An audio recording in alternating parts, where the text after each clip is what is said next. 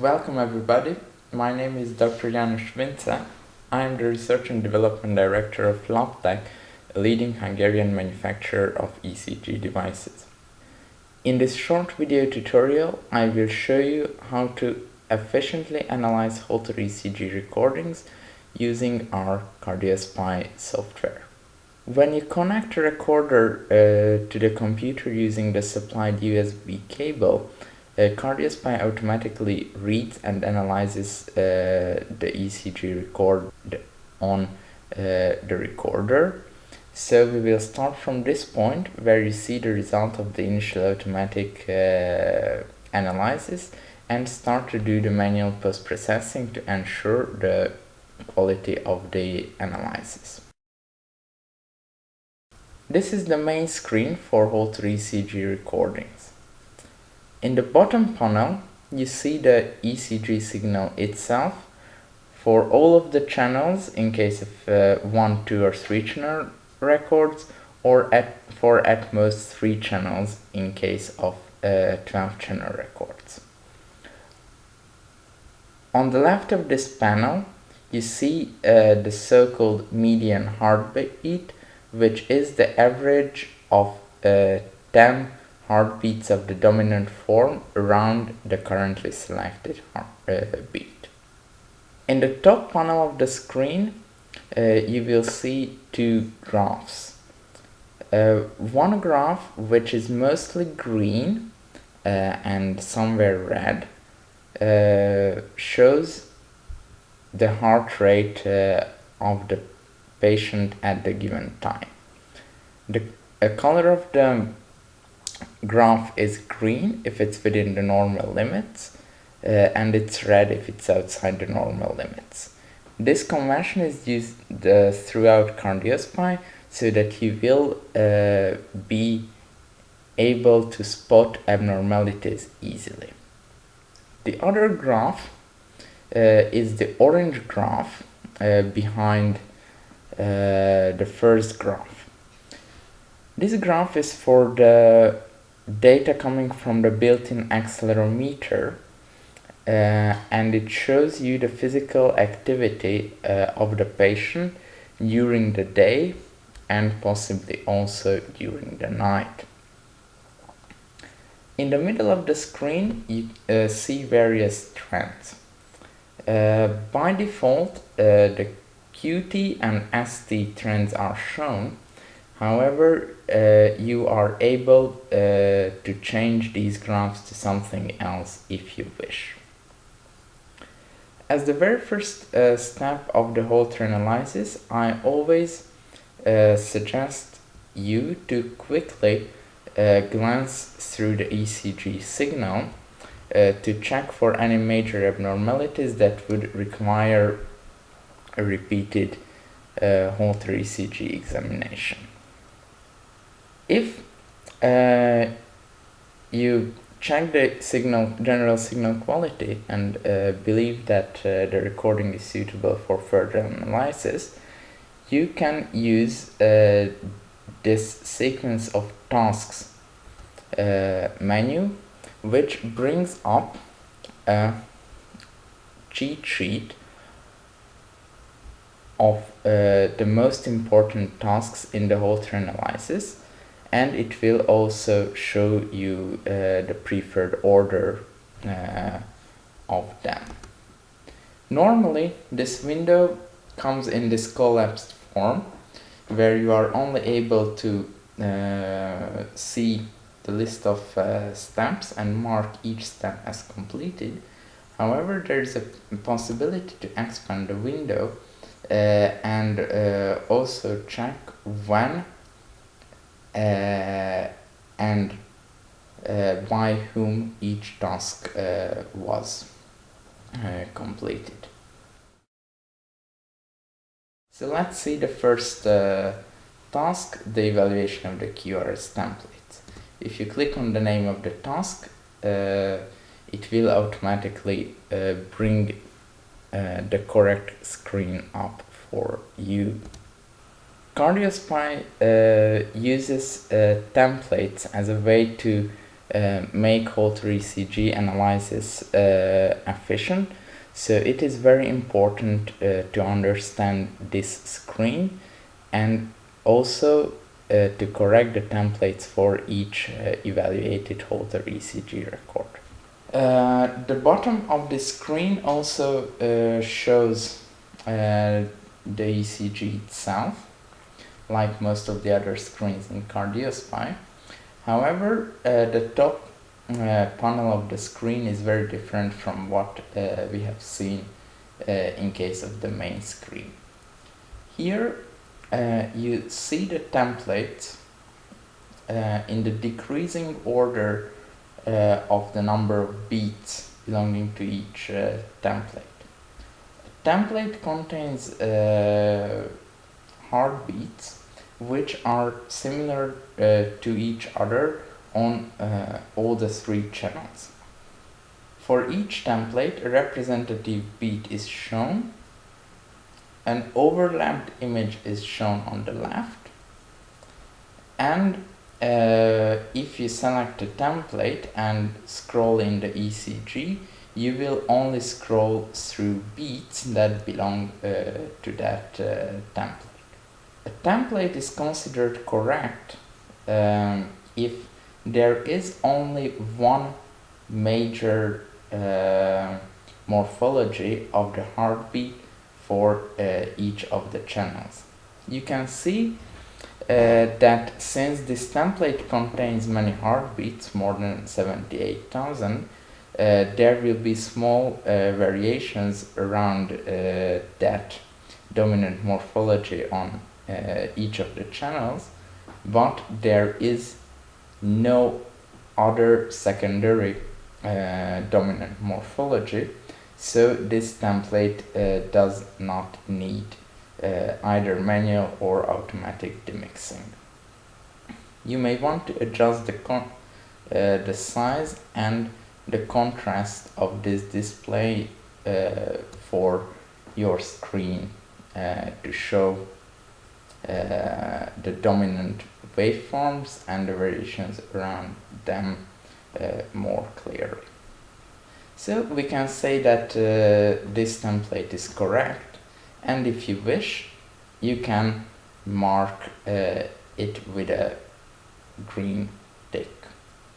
Also, it is important not only to determine if the template should be demixed or not, but also to determine if the beats in the template have the correct marking. In case of this template, by looking through the beats belonging to the template, we can say that the normal beat marking is correct for this template, so we will not change it. And we can go on to the second template.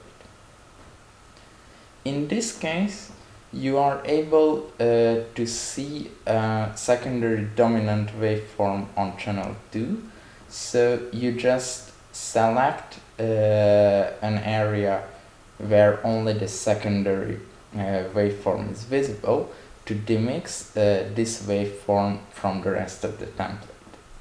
You can see that the resulting template is much clearer, and it is very easy to look through this much clearer template and confirm that the supraventricular designation for this template is correct.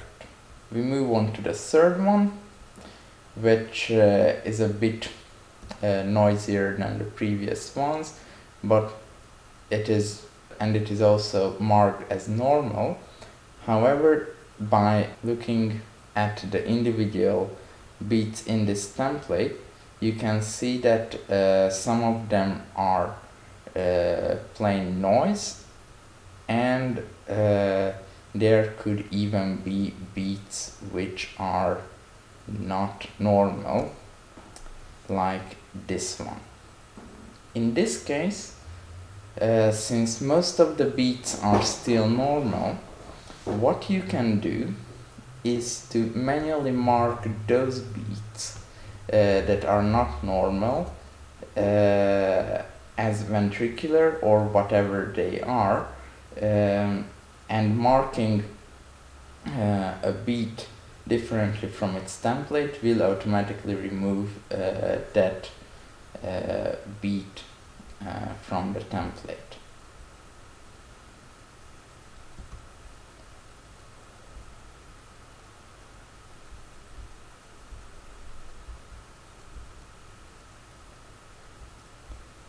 So we believe that most of the other beats selected here are either normal or noise. In case of noisy beats, you can select noise deleted so that the beat would be removed and the surrounding area of the ECG would be excluded from statistical calculations, so noise would not affect those calculations negatively. If the majority of the beats in this template would not be normal but rather something else, which seems to be the case here, you could rename the whole template to something else, and it is possible to keep those beats which are correctly marked originally by fixing them. If you fix a number of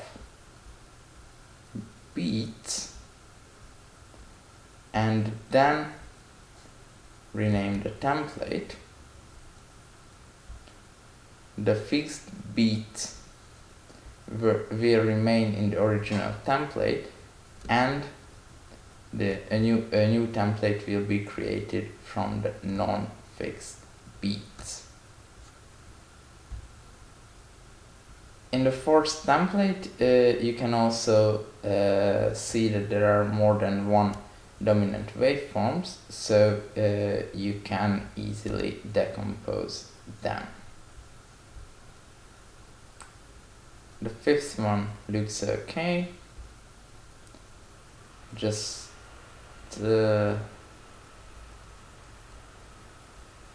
like the sixth, which is mostly okay, however it contains lots of noisy beats, which normally you would want to fix, but I will not do it in case, because I've already shown you how to do this.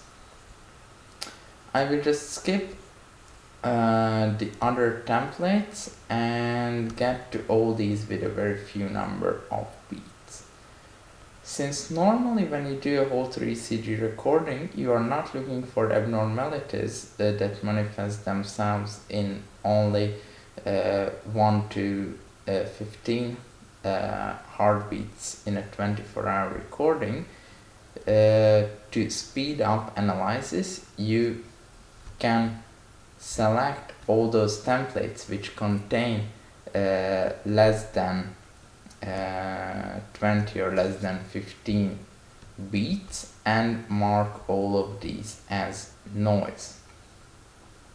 This will of course remove some of the genuine QRS complexes from the analysis. However, it also ensures that most of the noisy sections of the ECG are excluded from the analysis and the statistical calculations, so that the overall report will contain correct results.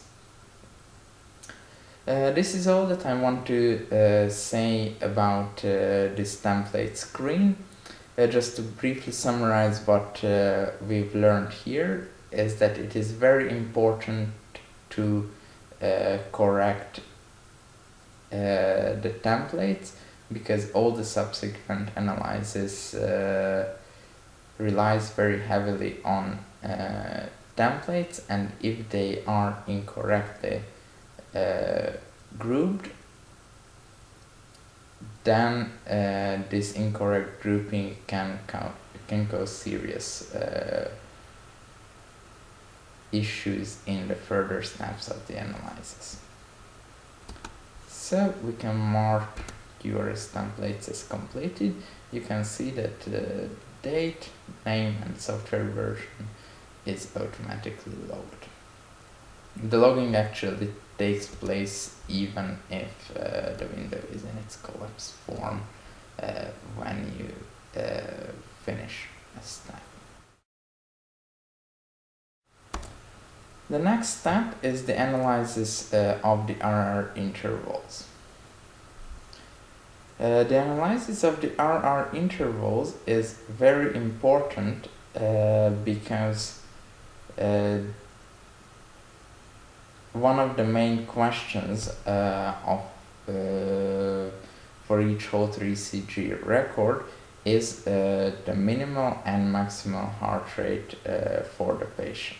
To determine this, you would use this RR interval or HRV screen and move this cursor to the left. Then click here and move to the right until you find the first valid RR interval. In this case, it seems to be here, so that you could then click on Fix Min and drop all the RR intervals shorter than the one valid you have selected. You can do the same with the maximum RR interval. Also, if a recording contains many non-normal beats, you may want to separately do this for the NN intervals.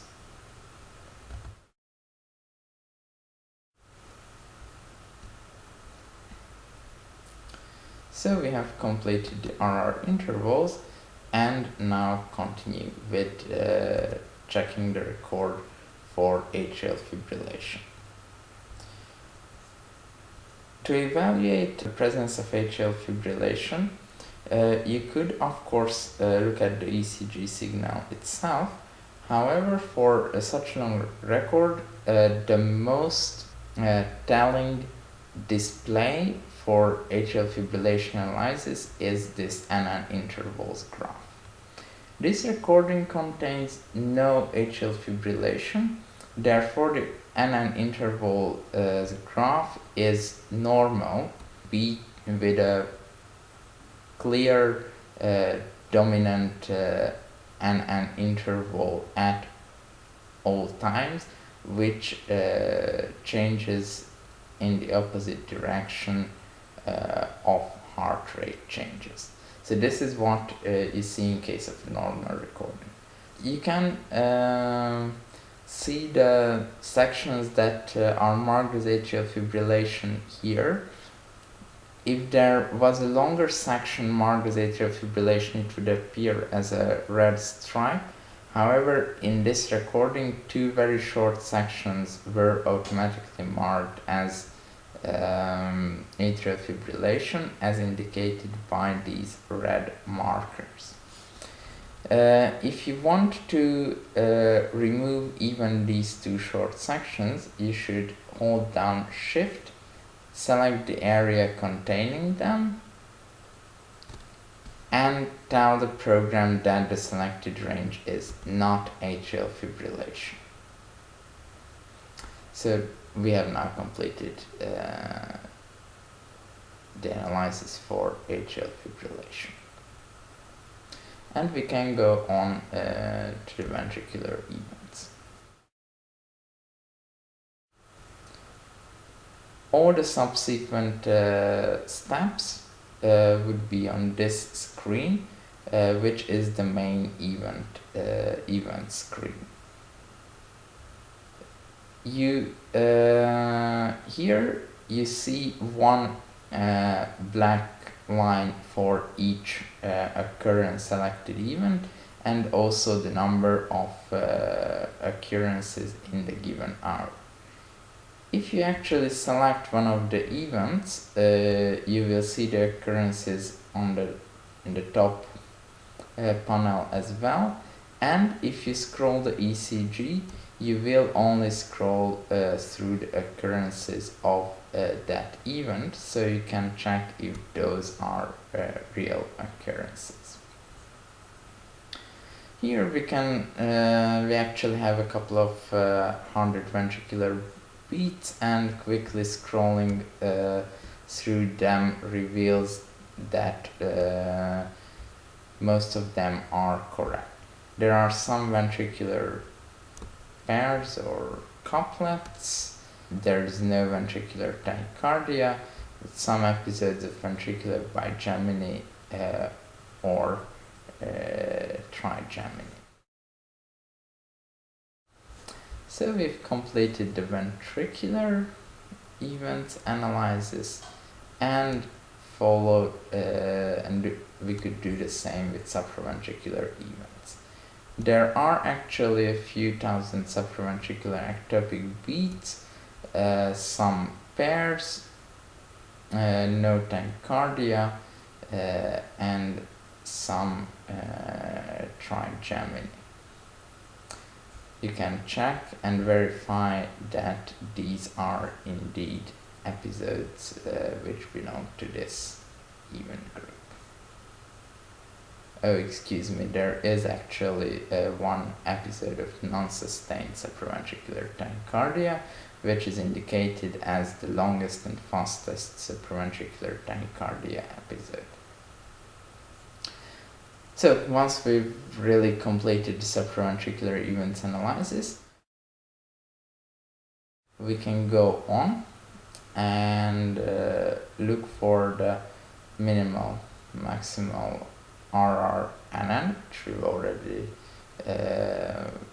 checked, so there should be no surprises here, and also for the minimal and maximal average heart rate. You can complete this step as well, and then have a look at the minimal and maximal QT or QTC episodes and decide if they are within the normal limits. You would also probably want to have a look at the QT and QTC summary graphs and tables which are on this screen. If you complete this, we have basically completed all the steps of the Holter analysis, and we can view the summary of the results in the summary window. The very last step is to write an interpretation, which you can do using the built-in text editor that can be opened by this button. In this built-in text editor, you can type your text freely, or you can import the automatic report or one of your own templates. In this case, I will import the automatic report, which will bring in most of the parameters and text from this summary into the report. However, in this text editor, you are free to edit any of this report. You do not have to save the text. Just by closing this window, it will be automatically saved. Once you complete the interpretation, you can tick this box to say that you have approved the evaluation. This will prevent further modifications of the record unless this box is unticked. So this is not a safeguard against malicious activities. However, it can be effective against innocent mistakes and prevent editing of already analyzed records.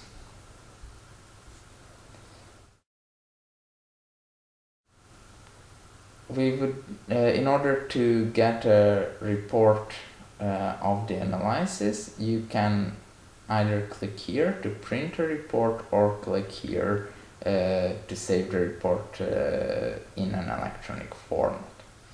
Each of these, in either of these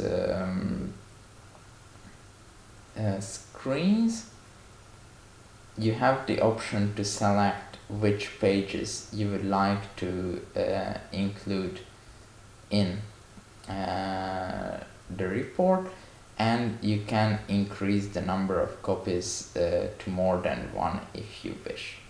Normally you will not want to have the total report containing more than 40 pages, just some of the summaries and maybe some of the trend and event summary pages. The printout of the full ECG is certainly not needed in most of the cases. Once you set up which pages you would like to use, the settings here would be carried over to the next recording, so this is something that you will have to do only once. Typically the settings for the printer and the printing itself will only have to be done once. You should be able to select if you want black and white or color printout, and also lots of other options. Once you have these, you can click on print to print the record, or if you open the export window, then to save the report in your preferred electronic format. So this was how a demo record could be analyzed.